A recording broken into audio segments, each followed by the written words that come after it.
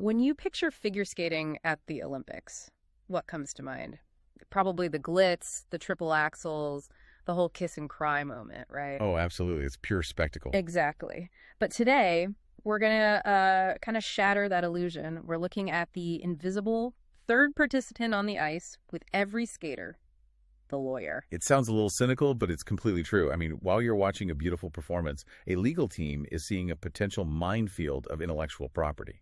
And that's our mission for this deep dive. We're going to unpack how copyright law and this really strict Olympic regulation called Rule 40 can actually derail an athlete's dream. It's a fascinating clash, really. It's artistic expression versus, massive corporate control. Okay, so let's start with something that seems simple. The music and the costumes. You'd think an athlete could just pick whatever song gets them fired up. You would think so, but no, not at all. Take the Spanish skater, Tomás Loren. He built his entire Olympic program around the Minions franchise. Wait, the Minions? That sounds kind of fun. I'd watch that. It does. But the creators, well, they didn't see it that way at first.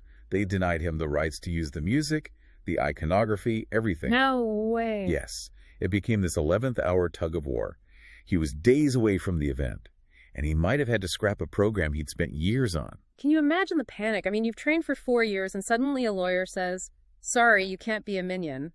He did eventually get the rights, but it was an incredibly close call. And it's not just big studios. Look at the U.S. skater Amber Glenn. Right. She used a track from a more independent artist, Seb McKinnon. Exactly. And this shows a really dangerous gray area.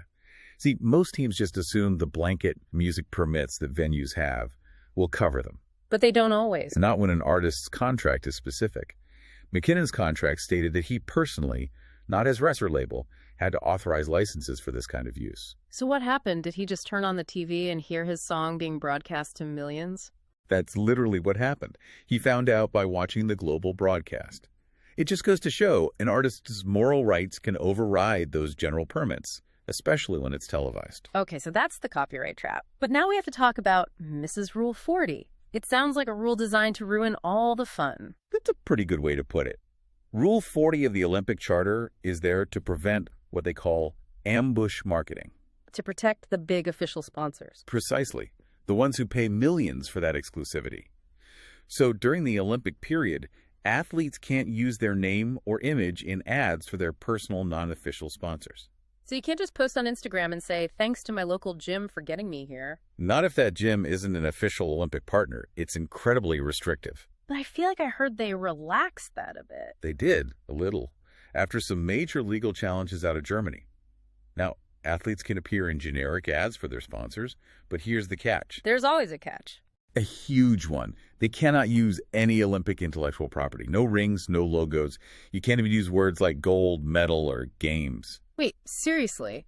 So you can be in an ad, but you can't mention that you just, won an Olympic medal? Not in that ad, no. Yeah. And this is where it gets really messy, where copyright and Rule 40 slam into each other. You mean like with the Minions costume? Exactly that.